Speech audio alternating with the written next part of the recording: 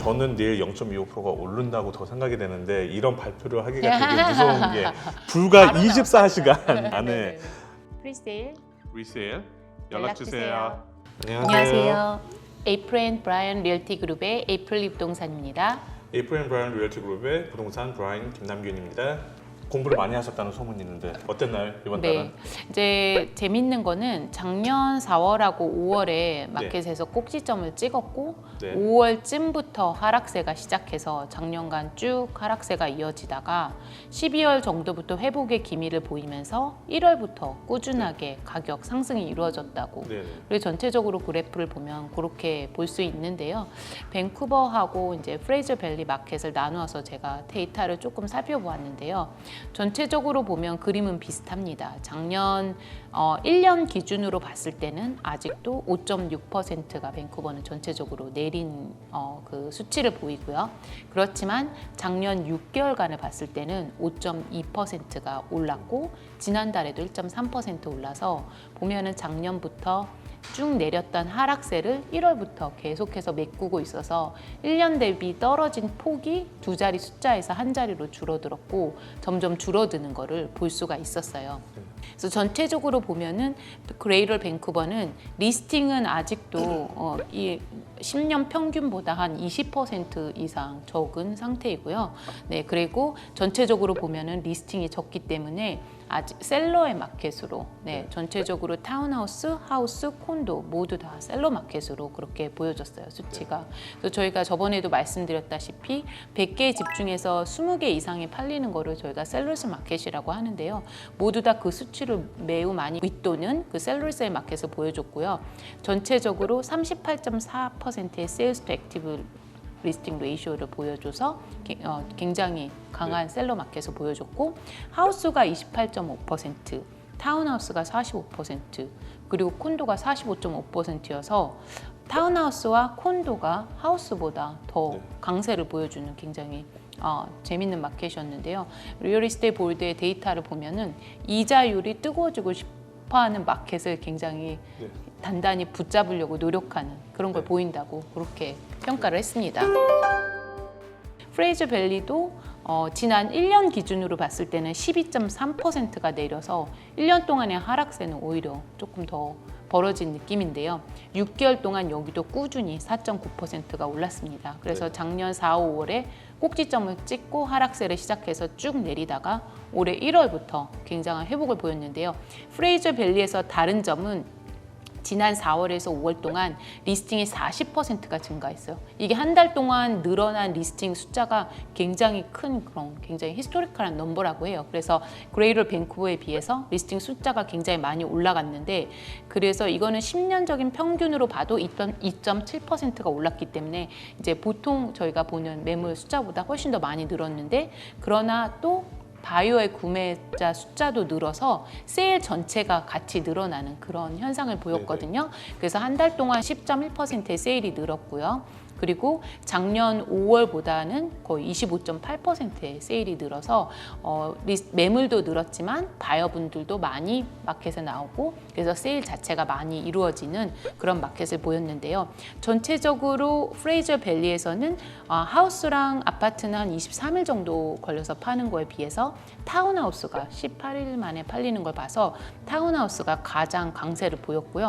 떨어진 폭으로는 작년 1년 기준으로 봤을 때 하우스가 12.7%가 떨어졌고 타운하우스는 9.8%, 콘도가 6.3%가 떨어져서 아직도 1년 기준으로는 떨어졌지만 여기도 마찬가지로 작년 4, 5월에 꼭지점을 찍고 하락세를 유지를 하다가 12월 정도부터 회복세를 타서 올해 쭉 올랐고요. 그렇지만 1년 기준으로 봤을 때는 아직은 그 꼭지점에 이르지 못하는 가격이었지만 아마도 저희가 예상하기로는 이대로 간다면 올해 말까지는 그 작년 꼭지점에 다시 갈 수도 있지 않을까라고 조심스럽게 한번 상상을 해봤고요. 타운하우스, 콘도, 하우스 모두 거의 2%가량의 가격 상승을 보였습니다. 주택이나 리셀 쪽으로 제가 느끼는 거는 마지막 한 3주 4월달 같은 마켓은 아니었다고 저는 느꼈어요. 제일 첫 번째가 뭐였냐면은 빅토리아데이 그 주말과 그 다음에 끝나자마자 마더스데이 주말에 들어가면서 오픈하우스 같은 데 가면은 약간 좀 덜 그 손님들이 있으셨고 제가 하는 오픈하우스도 약간 더 슬로우했었고 그렇다고 해서 안 팔리거나 멀티 오퍼가 없다는 건 아니죠. 그런데 마켓이 확실하게 약간 주춤하는 게 좀 느껴졌고 또 동시에 금리 자체는 지금 인상이 안 했지만 3년짜리 고정이자 5년짜리 고정이자는 꽤 많이 올랐어요.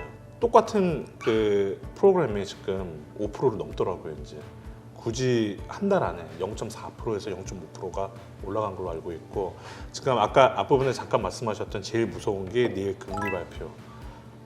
어떻게 생각하세요?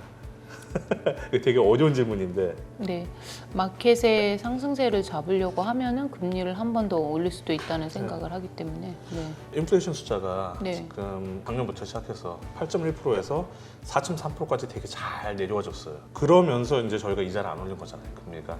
근데 어머나 저번 달에는 0.1이 올랐네요. 이제 처음으로 4.4로. 저는 내일 0.25%가 오른다고 더 생각이 되는데 이런 발표를 하기가 되게 무서운 게 불과 24시간, 20시간 안에 네네네. 그게 나와서 아예 김남균, 부동산 김남균 저 엉터리야 이렇게 네. 말씀하실 수도 있지만 제 생각에는 올릴 가능성이 더 높다고 봐요. 이제 한 달 전만 해도 불과 뭐 3주 전만 해도 리스팅이 오늘 떴으면 오픈하우스 주말에 하고 네. 오파를 한꺼번에 뭐 화요일날 수요일날 받았잖아요. 요새 그거 생각보다 많이 없어졌어요. 이게 오래 가진 않지만 못해도 이번 여름에는 약간 슬로우다운이 있지 않을까. 내일 가서 이제 다 엉터리로 이제 제가 다 틀렸다고 욕하실 수도 있지만 네네네. 우선은 그렇게 생각이 드네요. 여태까지는 다 맞추셨잖아요. 아예 틀린 것도 있죠. 그런가요? 네네네. 분양. 근데 네. 분양은 이제 이런 마켓하고는 별로 관련이 없잖아요. 네, 이자가 올라간다 그러면 저는 오히려 분양을 구입하신 분 입장에서 전 더 좋아요. 오히려. 그렇죠. 왜냐하면은 분양 건설사 입장에서는 마켓이 슬로우할 것 같으니까 가격을 세게 푸시를 안 하기 때문에. 그쵸. 하고 이자율이 오르든 심지어는 떨어져도 분양 받으신 분은 전혀 관심이 없으시다고요. 4년 뒤에 이제 입주하신 거니까. 그래서 저희가 이번 주에 그래도 저번 주 이번 주에 저희가 또 크게 성공으로 한 게 프로젝트 한 개 끝난 게 있는데 그거에 대해서 네. 설명 잠깐 부탁드려볼까요? 저희가 코모 프로젝트 분양했죠. 가격 너무 좋았고 그다음에 이제 마켓이 회복세로 돌아갔기 때문에 사람들의 기대 심리가 있지만 아직도 그런 핫한 마켓은 아직은 도달하지 않았기 때문에 저는 이 정도의 마켓을 가장 선호합니다. 네. 예, 손님들이 이제 투자하려고 기지개를 펴시는데 아직 좋은 유닛을 받아들일 수 그렇죠. 있고 또 너무 감사하게도 저희가 very first 라운드로 네, 예, 유닛을 받을 수 있어서 예, 너무 좋은 유닛들을 저희 손님들한테 드릴 수 있어 너무 감사했는데요. 가격뿐만이 아니라 또 이제 핫한 마켓에서는 사실 계약금 구조도 20에서 25%로 바뀔 때도 많고 전매비 조건도 안 좋아질 때도 많고 그뿐만 아니라 너무나 수요자가 많이 늘어나면서 거의 뭐 그 투자하시는 분들이 많이 찾는 그런 유닛들은 굉장히 뭐 원베드룸이나 투베드룸 굉장히 사기 힘든 경우가 많습니다. 근데 좋은 유닛들을 저희 손님들한테 드려서 너무 좋았고요. 또 분양은 사실 롱텀을 보는 거기 때문에 분양가가 사실은 그 완공 시에 시세보다 낮은 경우는 그렇죠. 하이라이즈로 보면은 굉장히 보기가 드물어요. 특별한 네. 케이스가 아닌 이상은. 근데 저희가 분양했던 코모 프로젝트 같은 경우는 2027년에 또 전매비 조건도 500불로 또 가격도 거의 분양가가 사실은 그 시세보다 많이 비싸야 되는 게 사실이거든요. 미래 가치를 사기 그렇죠. 때문에. 근데 뭐 시세랑 비교해도 가격 차이가 별로 없어서 굉장히 좋은 프로젝트로 저희 손님들이 많이 구입을 하셨죠.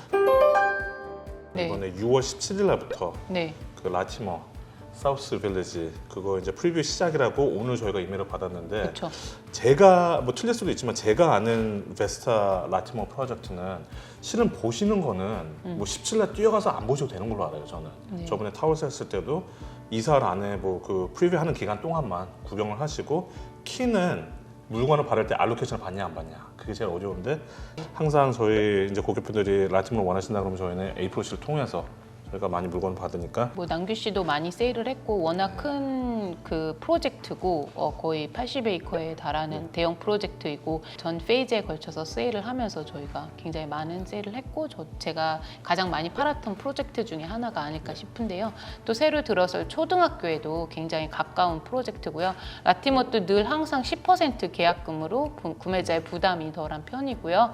그리고 사이즈가 다 넉넉하게 나오잖아요. 원베드룸도 지난 페이즈 같은 경우 그 전 페이지로 봐도 다 650스퀘어핏이 넘게 원베드를 빼서 굉장히 넉넉한 사이즈로 만드는데요. 지금은 이미 형성이 많이 돼 있기 때문에 어떤 커뮤니티가 될 건지 아니면 되어가고 있는지를 눈으로 보실 수 있어서 더 안심하고 투자하실 수 있을 것 같고요.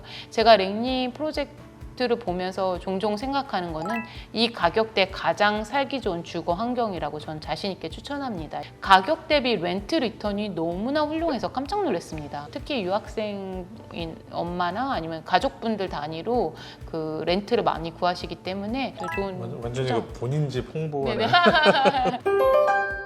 근데 항상 수요와 공급이기 때문에 그만큼 이제 공급이 한정되기 때문에 좀 보장된 투자가 아닐까. 밴쿠버 부동산 마켓은 실패하지 않는다고 저는 생각을 합니다. 특히 지금 분양은 지금 딱 타이밍인 것 같아요. 네, 네, 네. 그러면 다음 달에도 네. 이거 내일 어떻게 될지 되게 기대되는데 자막 네. 알아서 잘 해주시고 네, 네. 혹시 제가 틀리면 저 잘려주시고 좋게 편집해 주세요. 네, 감사합니다. 네, 감사합니다. 감사합니다. 더 빠른 정보 더 좋은 혜택 에이프레임 브라이언 리얼티 그룹.